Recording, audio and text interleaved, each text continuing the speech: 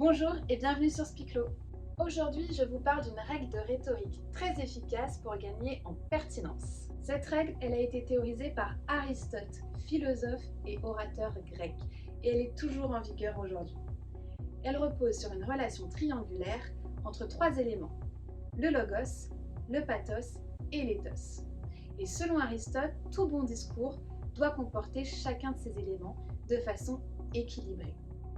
Alors on va les analyser successivement et on commence avec le premier, le logos. Logos en grec, cela signifie parole, raison. Et si vous regardez bien, il est très proche du mot français logique.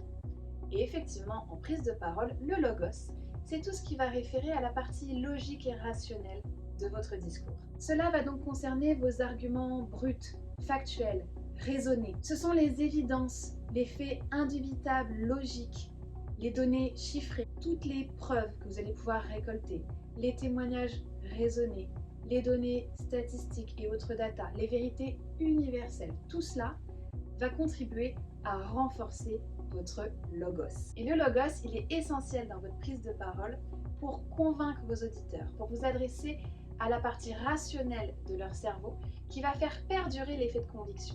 Pensez bien que le logos, il peut aussi être particulièrement utile face à certains publics.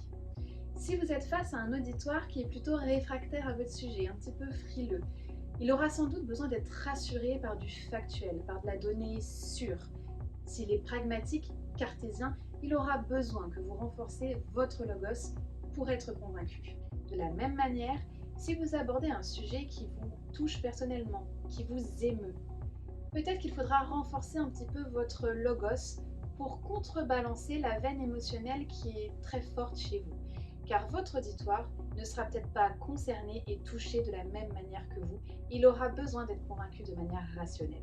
N'oubliez pas, logos égale logique égale raison, c'est la veine pragmatique de votre discours. Nous verrons dans de prochaines vidéos ce qui concerne le pathos et l'éthos et comment les utiliser avec votre logos. Et en attendant, je vous retrouve dès la semaine prochaine pour une nouvelle vidéo.